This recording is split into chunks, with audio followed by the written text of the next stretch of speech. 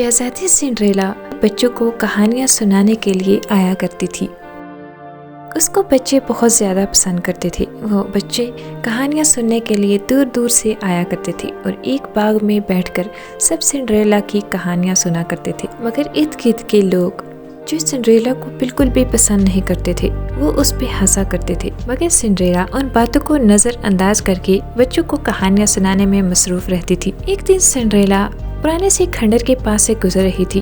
उसने सोचा आज खंडर की सैर की जाए। सिंड्रेला खंडर के अंदर गई। उसे एक किताब मिली। उस किताब का नाम मैनिफेस्टोपिया था। उसने उस किताब को खोला तो वहाँ एक अलग से दुनिया की कहानी लिखी थी। शहजादी सिंड्रेला का मन करने लगा कि वो इस दुनिया की सैर करे और फिर बच्चों को आकर सारी कहानी बताए। अगली रात सिंड्रेला अपने सफर पर रवाना हो गई। शहजादी सिंड्रेला उन्हें रास्तों से होते हुए मैनिफेस्टोपिया पहुंच गई, जो उसने उस किताब में पढ़े थे।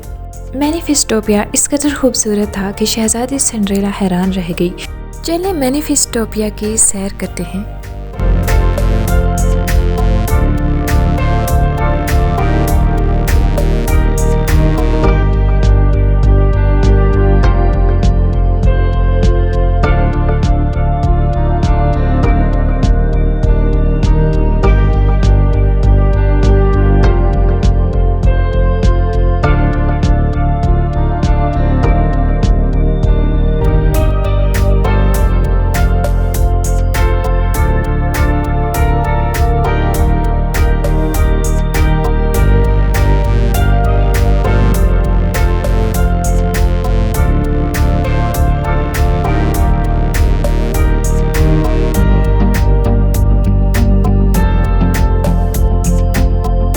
उसको मैनिफेस्टोपिया के अंदर एक सुनहरी चिड़िया मिली। सुनहरी चिड़िया ने शहजादी सिंड्रेला से पूछा कि तुम कौन हो, तुम कहाँ से आई हो।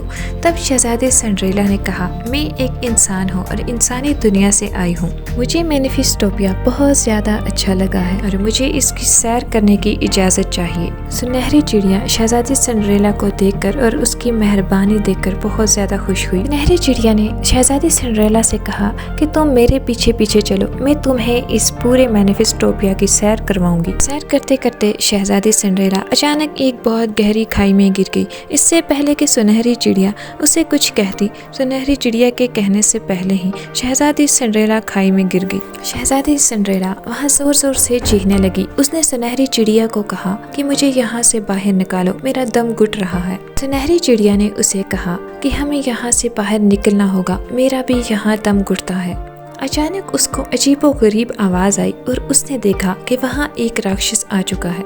राक्षस को देखकर शहजादी सिंड्रेला बहुत घबराई। राक्षस ने शहजादी सिंड्रेला से कहा कि तुमने यहाँ आने की बहुत बड़ी गलती की है। एक बार जो यहाँ आ जाए फिर मेरी मर्जी से जाता है और फिर मैं उसके वतन को तबाह बर्बाद कर देता हूँ। शहजादी सिंड्रेला ने कहा, तुम मेरे वतन को बिल्कुल तबाह नहीं कर सकते, तुम्हारी मर्जी नहीं चल सकती। राक्षस वहाँ से गायब हो गया। शहजादी सिंड्रेला और सुनहरी चिड़िया दोनों वहाँ से बाहर निकल आई।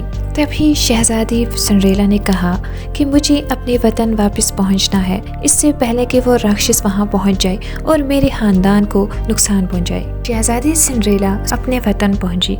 उसने सबको बताया कि यहाँ एक राक्षस आने वाले हैं। इससे पहले कि वो यहाँ पहुँचे सब अपने अपने घरों में छुप जाओ। सब लोग डर के मारे अपने अपने घरों में छुप गए। तभी सुनहरी चिड़िया ने कहा कि मेरे वतन में एक जादूगर है जो राक्षस का मुकाबला कर सकता है, हमें उसको इस वतन में बुलाना पड़ेगा।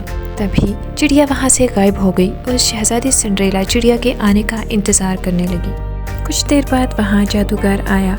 उसने शहजादी सिंड्रेला से कहा, तुम्हें राक्षस को हराने के लिए 3 पत्थर ढूंढने होंगे, जिसमें एक पत्थर जो तुम्हें जंगल में मिलेगा उसका रंग नीला होगा, दूसरा पत्थर जो तुम्हें समुद्र के करीब मिलेगा उसका रंग काला होगा और तीसरा पत्थर जो तुम्हें उसी खंडर के पास मिलेगा जहां तुमने इस मैनिफेस्टोपिया की किताब को पढ़ा था, उसका रंग सफेद होगा। तीनों पत्थरों को इकट्ठा करने के बाद तुम्हें एक जादुई ताकत मिलेगी जिससे तुम उस राक्षस का खात्मा करके मैनिफेस्टोपिया को बचा सकती हो। ये कह के जादूगर वहाँ से चला गया। शहजादी सिंड्रेला उन पत्थरों को ढूंढने के लिए निकल गई।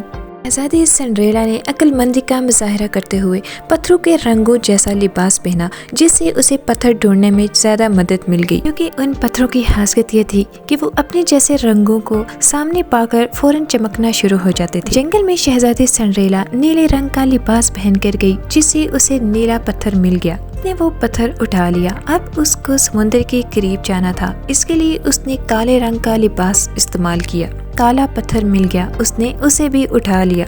अब शहजादी सिंड्रेला को खंडर में जाना था। वो खंडर में गई और सफेद लिबास के साथ उसको सफेद रंग का पत्थर भी मिल गया। तीनों पत्थरों को इकट्ठा करने के बाद अब उसको राक्षस का खात्मा करना था, इसलिए वो उसी खाई में गई जहाँ वो राक्षस रहता था। शहजादी सिंड्रेला देखकर हैरान रह गई कि मेफिस्टोफिया पूरी तरह तारीकी में डूब चुका था। राक्षस ने आधे से ज्यादा मेफिस्टोफिया पर तबाही मचा दी थी।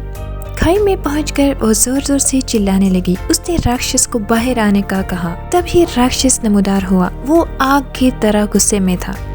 जैसे ही राक्षस सामने आया, शहजादी सिंड्रेला ने हिम्मत करके वो रोशनी हवा में उछाल दी और राक्षस की तरफ फेंक दी। तीनों पत्थरों की जादुई ताकत ने राक्षस को आग में जलाकर राख कर दिया। राक्षस के खत्म होने के फौरन बाद ही मेफिस्टोफिया में वापस बहाल लौट आई। अब मेफिस्टोफिया पहले जैसा हो चुका था। सुनहरी चिड़िया अपने वतन मेफिस्टोफिया को बहाल देखकर बहुत खुश हुई। उसने शहजादी सिंड्रेला का शुक्रिया अदा किया। एक खूबसूरत से बाग में शहजादी सिंड्रेला और सुनहरी चिड़िया के ग्रुप बच्चों को मेफिस्टोफिया की कहानी सुनाने लगे।